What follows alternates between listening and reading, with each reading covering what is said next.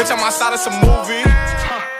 Blue cheese. I swear I'm a hello friends, स्वागत अपने YouTube channel धैर्य study point में। आज अपन बात करने वाले हैं संविधान सभा की आलोचना के ऊपर, यानी अपन संविधान सभा की कमियों के बारे में डिस्कस करने वाले हैं और उन्हीं कमियों को अपन सम्मिलित करेंगे जो बड़े बड़े विद्वानों ने किताबों में दे रखी है, यानी हमारे समक्ष उन कमियों को प्रस्तुत किया है। हम उन कमियों के बारे में आज विस्तार से चर्चा करने वाले हैं, क्योंकि हम जानते हैं कि कोई भी टॉपिक होता है, कोई भी चीज होती है, उसके पक्ष और विपक्ष होते हैं। कुछ बुराइयां होती हैं तो कुछ अच्छाइयां होती हैं, लेकिन ये हो जाता है कि किसी में ज्यादा बुराइयां होती है तो किसी में ज्यादा अच्छाइयां होती हैं। तो अपन आज इस जो वीडियो है, इस वीडियो में 6 पॉइंटों पर डिस्कस करने वाले हैं। पहला पॉइंट हमारे पास में है, यह प्रतिनिधि निकाय नहीं थी। दूसरा, समय की बर्बादी। तीसरा, संप्रभुता का अभाव, कांग्रेस का प्रभुत्व,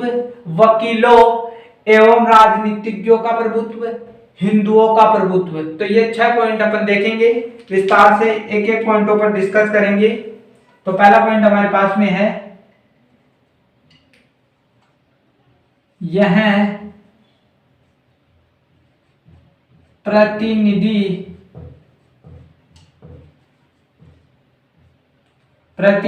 निकाय नहीं थी। यानी कोई भी टॉपिक होता है, उसकी जो बीच में दे रखा होता है ना, उसको देखना बहुत जरूरी होता है। तो इसमें जो दे रखा है ना, वो प्रतिनिधि निकाय, यानी यह प्रतिनिधि निकाय नहीं थी। कहने का मतलब जो आलोचक हैं वो संविधान सभा को प्रतिनिधि निकाय नहीं मानते हैं। संविधान सभा को प्रतिनिधि निकाय नहीं मानते हैं, क्योंकि उनका मानना यह है कि जो संविधान सभा है उसमें जो सदस्य चुने गए थे, संविधान सभा के जो सदस्य चुने गए थे, उनका चुनाव भारतीयों द्वारा, यानी भारतीय लोगों द्वारा वयस्क मताधिकार के आधार पर नहीं हुआ। वयस्क मताधिकार के आधार पर इनका चुनाव नहीं हुआ था। क्योंकि मैं बता दूं कि वयस्क मताधिकार आखिरकार में है क्या।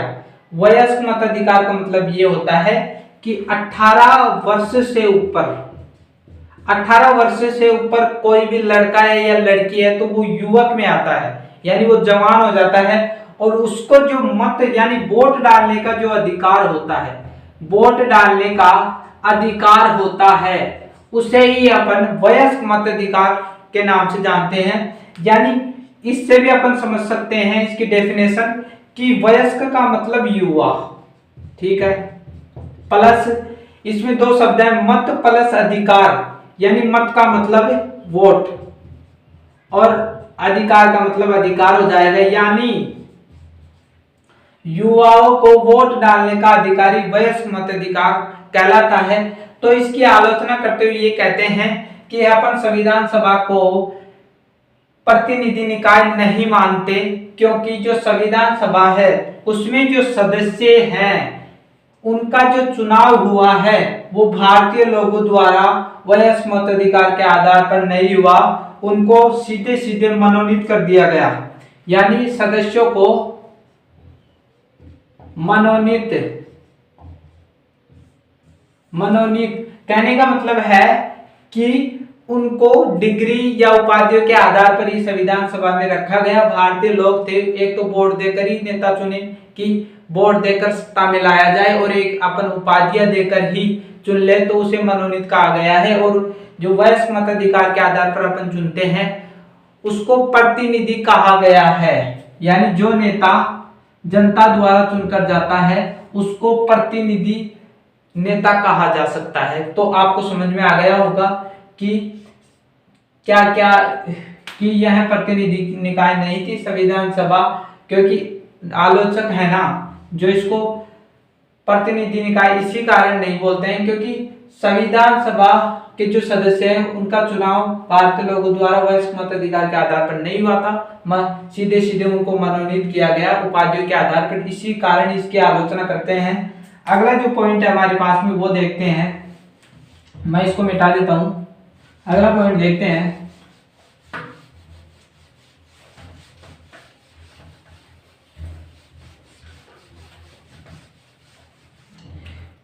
दूसरा पॉइंट हमारे पास में है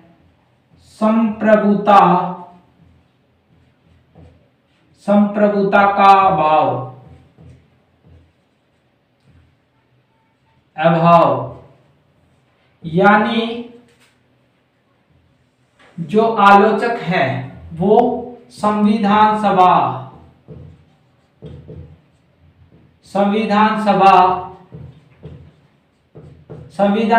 में संप्रभुता का अभाव मानते हैं। यानी संप्रभुता का अर्थ अपन को पता होना चाहिए कि संप्रभुता आखिरकार में क्या है। संप्रभुता का मतलब सीधा सीधा ये होता है कि यदि किसी राष्ट्र के लिए इसका उपयोग किया जाए संप्रभुता का, यानी संप्रभुता राष्ट्र, संप्रभु राष्ट्र यानी स्वतंत्रता। संप्रभुता का मतलब सीधा सीधा होता है स्वतंत्रता। वह राष्ट्र जो न तो किसी का गुलाम है, वो स्वतंत्र है, वो अपने फैसले खुद ले सकता है। इसलिए भारत की जो प्रस्तावना है उसमें आप ये देखोगे कि भारत के लिए संप्रभु राष्ट्र का दर्जा उसको दिया गया है। इसीलिए इसका सीधा सीधा अर्थ ये होता है कि स्वतंत्रता। और यहां पर आलोचक ये कहते हैं कि जो संविधान सभा है वो संप्रभु नहीं थी, स्वतंत्र नहीं थी। ये जो किस पर आश्रित थी? ब्रिटिश सरकार पर आश्रित थी। ब्रिटिश सरकार पर सरकार पर निर्भर थी संविधान सभा, यानी पूरी तरीके से निर्भर थी। और मैं आपको बता दूं कि ये जो संविधान सभा है ना, वो ब्रिटिश सरकार के प्रस्तावों के आधार पर ही संविधान सभा का निर्माण हुआ था। संविधान सभा जो बैठ के करती थी वो भी ब्रिटिश सरकार की इजाजत बगैर नहीं करती थी, वो भी ब्रिटिश सरकार की इजाजत के बिना नहीं करती थी। तो अपन ये मान सकते हैं कि जो आलोचक है उनका सीधा सीधा ये कहने का मतलब ये है कि संविधान सभा है ना, जो स्वतंत्र नहीं थी, ब्रिटिश सरकार के ऊपर निर्भर करती थी। दोबारा से मैं रिपीट कर देता हूं कि जो आलोचक है वो संविधान सभा में संप्रभुता का अभाव मानते हैं। संप्रभुता का मतलब सीधा सीधा ये होता है कि स्वतंत्रता यानी वह शक्ति जो किसी दूसरे पर निर्भर न हो, और संविधान सभा यहाँ पर ब्रिटिश सरकार के ऊपर निर्भर थी, इसलिए इसे संप्रभुता का अभाव बताया गया। ये पूरी तरीके से ब्रिटिश सरकार पर निर्भर थी। ये मानो कि जो प्रस्ताव है उनके आधार पर ये जो संविधान सभा है उसका निर्माण किया गया था। ये जो बैठ के करती थी संविधान सभा, वो ब्रिटिश सरकार की इजाजत बगैर नहीं करती थी। इसलिए अपन मान सकते हैं कि संविधान सभा पूरी तरीके से भारत पर तो निर्भर नहीं थी, पूरी तरीके से ब्रिटिश सरकार पर निर्भर थी, इसलिए ये फैसले भी सही नहीं ले सकी, ऐसा आलोचक मानते हैं। जो तीसरी जो अपन के सामने जो आलोचना है वो है समय की बर्बादी।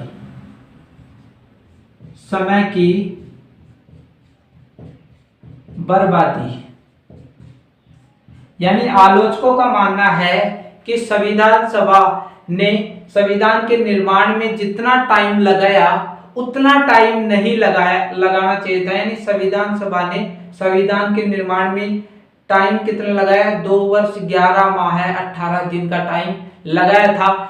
तो जो आलोचक है वो ये बोलते हैं कि इतना टाइम नहीं लगना चाहिए था भारत के संविधान के निर्माण में, और संविधान सभा ने जरूरत से ज्यादा टाइम संविधान सभा के निर्माण में लगा दिया।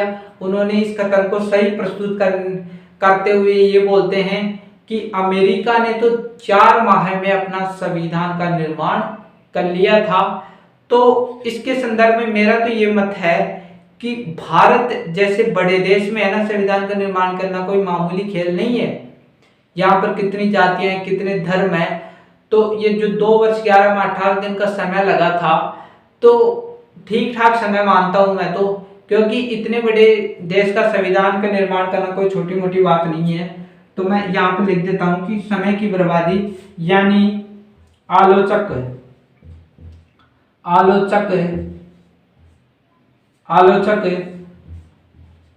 संविधान सभा को समय की बर्बादी माना, यानी जो संविधान सभा है उस संविधान सभा ने संविधान का निर्माण करने में ज्यादा समय लगाया। संविधान का निर्माण करने में ज्यादा समय लगा दिया।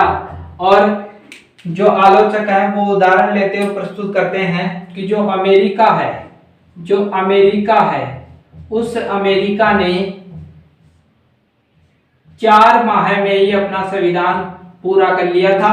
तो जो आलोचक है उनका सीधा सीधा मानना ये है कि समय की बर्बादी, मैं बार बार रिपीट इसलिए करता हूं क्योंकि आपको चीजें समझ में आए, रिपीट हो जाए, तो समय की बर्बादी इसलिए मानते हैं क्योंकि आलोचक ये बोलते हैं कि संविधान सभा ने भारत का जो संविधान है उसके निर्माण करने में ज्यादा समय लगाया, उसका निर्माण करने में कुछ ज्यादा ही समय लगा दिया। यानी कितना समय लगाया था, मैंने बताया था 2 वर्ष 11 माह 18 दिन, यानी अपन माने कि 3 वर्ष लगा दिए, 3 वर्ष ज्यादा समय लगा दिए, इसलिए इसकी आलोचना करते हैं कि ज्यादा समय लगाए, इसलिए संविधान सभा को सही नहीं मानते। अमेरिका ने 4 माह में संविधान का निर्माण कर लिया था।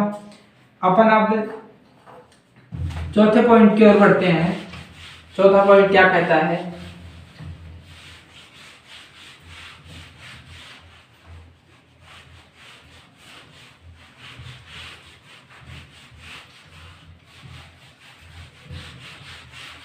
चौथा पॉइंट ये है कि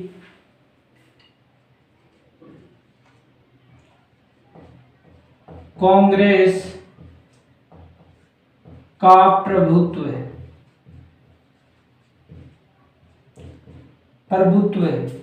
यानी प्रभुत्व का मतलब दबदबा यानी बोलबाला, तो कांग्रेस का प्रभुत्व है। यानी आलोचक सीधे सीधे ये मानते हैं कि जो संविधान सभा है उसमें कांग्रेस का प्रभुत्व था, यानी दबदबा था। कांग्रेस के नेता संविधान सभा के सदस्य ज्यादा थे उस समय, क्योंकि जो कांग्रेस थी उस समय, कांग्रेस जो पार्टी थी उसका बोलबाला उस समय बहुत ज्यादा था।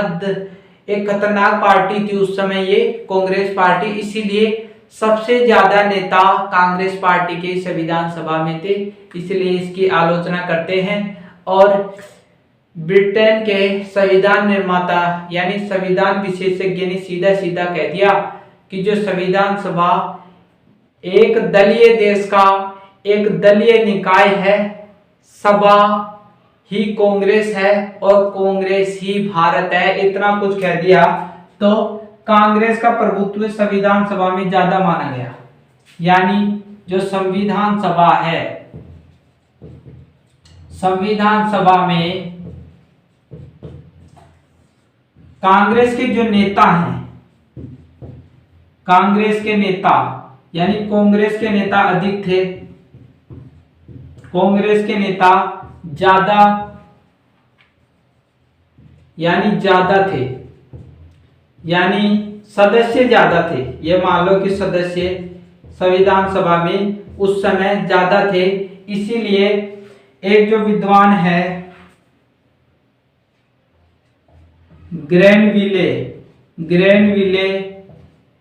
ऑस्टिन, उसका सीधा सीधा कथन है कि संविधान सभा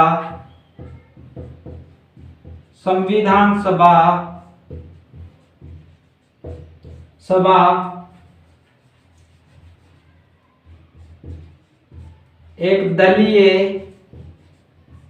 देश का एक दलीय निकाय है, एक दलीय निकाय है। और क्या बोलते हैं कि सभा यानी संविधान सभा ही कांग्रेस, संविधान सभा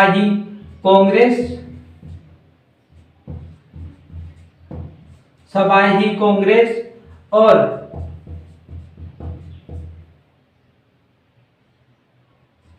कांग्रेस ही भारत है, यानी कांग्रेस ही सब कुछ है। इसका सीधा सीधा मतलब ये है। तो दोबारा से मैं समझा देता हूँ, रिपीट कर देता हूँ एक बारी कि चौथा पॉइंट है कि जो संविधान सभा है उसमें कांग्रेस का प्रभुत्व अधिक था, दबदबा ज्यादा था। संविधान सभा में जो कांग्रेस के नेता थे वो ज्यादा चुने गए थे, इसीलिए कांग्रेस में सबसे ज्यादा नेता कांग्रेस के ही थे। जो अन्य वर्ग से नेता बहुत ही कम चुने गए थे। जो ब्रिटेन के जो विद्वान हैं, संविधान के विशेषज्ञ, उनका मानना है कि उनका कथन यानी संविधान सभा के संदर्भ में वो कथन प्रस्तुत करते हैं। संविधान सभा के संदर्भ में उन्होंने कथन प्रस्तुत किया कि जो संविधान सभा है वो एक दलीलीय देश, यानी दलीलीय देश का मतलब ये है कि जो भारत है उसमें बहुत सारे दल हैं, बहुत सारी पार्टियां, इसलिए एक दलीय देश का एक दलीय निकाय है, सभा ही कांग्रेस है। यानी वो ये कहना चाह रहा है कि जो संविधान सभा है ना वो ही कांग्रेस है, कांग्रेस ही संविधान सभा है और कांग्रेस ही भारत है। यानी सबसे ज्यादा दबदबा उस समय कांग्रेस का था, ये सिद्ध करना चाह रहा है। कांग्रेस ने सब कुछ किया, ये सिद्ध करना चाह रहा है। तो आपको समझ में आ गया होगा। यहाँ पर एक क्वेश्चन भी उठ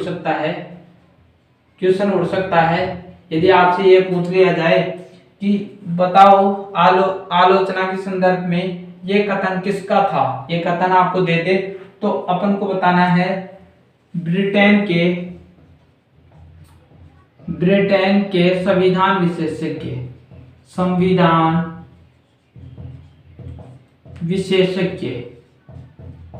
विशेषज्ञ, ठीक है। ग्रैनविले ऑस्टिन ने यह कथन प्रस्तुत किया था। अपन को ये सीधा सीधा बता देंगे। जो पांचवा जो कमी है संविधान सभा में, जो पांचवी कमी पाई गई वो देख लेते हैं।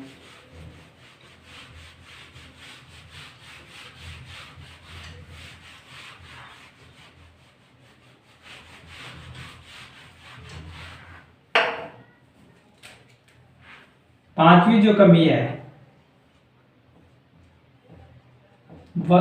वकीलों एवं राजनीतिज्ञों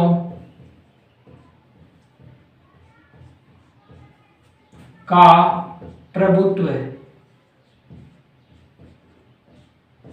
यानी जो आलोचक है उनका मानना ये है कि जो संविधान सभा थी उसमें वकील और राजनीतिक यानी कांग्रेस के नेता ही नेता भरे हुए थे और जो समाज के अन्य वर्ग हैं उनको स्थान नहीं दिया गया।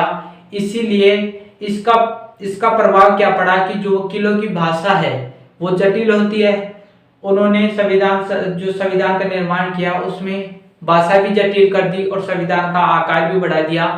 तो यहाँ पर अपन लिखेंगे कि जो वकील हैं और जो राजनीतिक नेता हैं संविधान सभा में ज्यादा थे। इसकी कमी यह है कि संविधान सभा में वकील एवं राजनीतिज्ञ ज्यादा थे और सबसे बड़ी कमी यह रह गई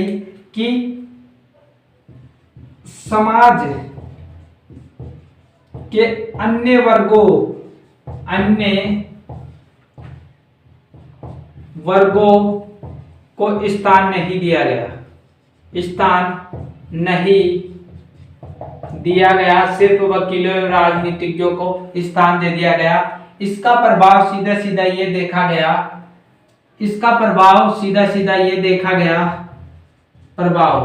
कि संविधान का आकार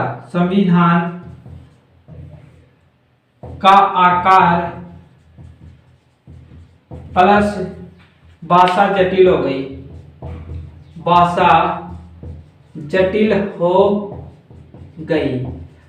तो आपको समझ में आ गया होगा फ्रेंड्स कि सीधी सीधी बात ये कर रहा है यहाँ पर कि आलोचक ये बोलते हैं कि जो संविधान सभा है उस संविधान सभा में वकील व राजनीतिज्ञों का प्रभुत्व था, यानी दबदबा था, सबसे ज्यादा वकील और राजनीतिज्ञ थे संविधान सभा में सबसे ज्यादा। ठीक है, अब इससे क्या प्रभाव पड़ा कि जो समाज के अन्य वर्गों के लोगों को स्थान नहीं दिया गया।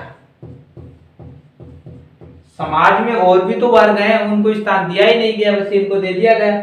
और इसका विशेष प्रभाव ये पड़ा कि जो संविधान का आकार है और भाषा जटिल हो गई, आकार बड़ा हो गया। ठीक है, आकार बड़ा हो गया और भाषा जटिल हो गई, क्योंकि जो इनकी भाषा है वो जटिल ही पाई जाती है, कानूनी जो भाषा होती है ना वो जटिल पाई जाती है, इसलिए ये भी एक कमी मानी गई। इसके बाद में अपन छठी जो लास्ट कमी है इसकी वो बात करेंगे।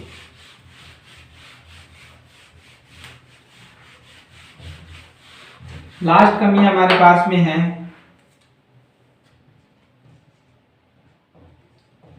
हिंदुओं का प्रभुत्व, यानी आलोचकों का मानना है कि जो संविधान सभा है उसमें हिंदुओं का प्रभुत्व था, यानी जो हिंदू धर्म के जो व्यक्ति थे, हिंदू धर्म के जो नागरिक थे, उनका प्रभाव इसमें ज्यादा था। हिंदू धर्म के लोग ही इस संविधान सभा में सदस्य अधिक बने थे, अधिक चुने गए थे, इसलिए इसको भी आलोचना का कारण मानते हैं। और लॉर्ड विस्काउंट ने तो इतना कह दिया कि जो संविधान सभा है वो हिंदुओं का निकाय है, सीधा सीधा उन्होंने ये बोल दिया। और एक विद्वान और हैं विंस्टन चर्चिल ने भी ये बोला कि जो संविधान सभा ने भारत देश के एक बड़े समुदाय का ही प्रतिनिधित्व किया, यानी संविधान सभा ने भारत के एक बड़े समुदाय का ही प्रतिनिधित्व किया है, एक बड़े समुदाय को ही संविधान सभा में शामिल किया। तो इसका सीधा सीधा मतलब ये है कि जो संविधान सभा है, संविधान सभा, उस संविधान सभा में हिंदू ज्यादा थे, हिंदू धर्म के लोग अधिक थे, हिंदू धर्म के नागरिक अधिक थे।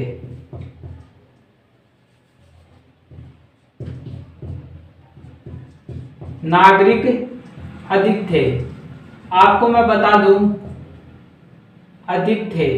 आपको मैं बता दूं कि जो संविधान सभा है उसमें 389 सीटें आरक्षित की गई थी कि जिस संविधान सभा में 389 सीटें ली जाएंगी। इसमें हिंदू धर्म के लोग ज्यादा थे, हिंदू धर्म के नागरिकों को ज्यादा स्थान दिया गया, इसीलिए विद्वानों ने सीधा सीधा कह दिया कि यह तो हिंदुओं का प्रभुत्व हो गया। आप हिंदू धर्म के लोगों को क्यों शामिल किया इसमें? बहुत सारे मुसलमानों में ये मुस्लिम समुदाय के लोग, सिख समुदाय के लोग और भी सारे हैं, जैसे भारतीय, ईसाई, यूरोपियन आए हुए थे जो भारत की नागरिकता प्राप्त कर ली थी उन्होंने, उनको क्यों नहीं शामिल किया भाई आपने? हिंदुओं को ही ज्यादा शामिल क्यों किया? तो यहाँ पर एक विद्वान है लॉर्ड विस्काउंट, उन्होंने क्या कहा कि जो संविधान सभा है वो हिंदुओं का निकाय है, हिंदुओं का निकाय है। ये सीधे सीधे कह दिया संविधान सभा के ऊपर।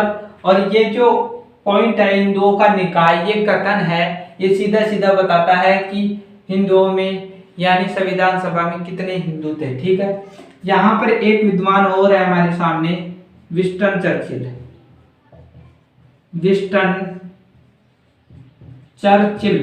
ठीक है, उन्होंने क्या कथन प्रस्तुत किया? उन्होंने कहा कि संविधान सभा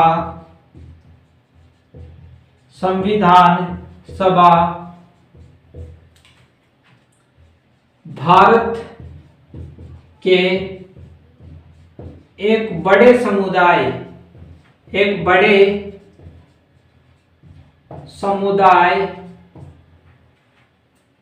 का प्रतिनिधित्व किया। यानी बस एक समुदाय को ही उन्होंने संविधान सभा में, बार बार बात ये आ रही कि एक बड़े यानी हिंदू धर्म के समुदाय यानी एक समुदाय को ही संविधान सभा में ज्यादा स्थान दिया। और ये संविधान सभा की सबसे बड़ी गलती मानी जाती है, सबसे बड़ी कमी मानी जाती है। आलोचक बार बार हिंदू धर्म के जो हिंदू धर्म के ज्यादा लोग थे उनको संविधान सभा में स्थान दिया गया, इसकी बार बार वो आलोचना करते हैं। तो यदि आपके सामने बहुत सारे क्वेश्चन उठ सकते हैं, यदि आपके सामने क्वेश्चन आ जाए कि बताओ हिंदुओं का निकाय यानी संविधान सभा की आलोचना के संदर्भ में ये कथन किसने प्रस्तुत किया था? कथन दे दे आपको हिंदुओं का निकाय। ठीक है, किसने प्रस्तुत किया था? तो अपन बताएंगे लॉर्ड विस्काउंट ने हिंदुओं का निकाय संविधान सभा को कहा था। आपको ये दे दे कि संविधान सभा भारत के एक बड़े समुदाय का प्रतिनिधित्व किया। ठीक है, ये कथन किसने प्रस्तुत किया था? तो अपन को बताना है विंस्टन चर्चिल ने ये कथन प्रस्तुत किया था। तो अपन ने 6 कमियों के बारे में देखा, संविधान सभा की 6 कमियों के बारे में अपने डिस्कस किया विस्तार पूर्वक। तो फ्रेंड्स, यदि वीडियो अच्छी लगी हो तो लाइक, सब्सक्राइब और कमेंट करना ना भूलें। मिलते हैं अगली वीडियो में, क्योंकि आप सब्सक्राइब करो तो चलेगा, नहीं करोगे चलेगा, अपन का ज्ञान ही बढ़ रहा है। तो मिलते हैं अगली वीडियो में।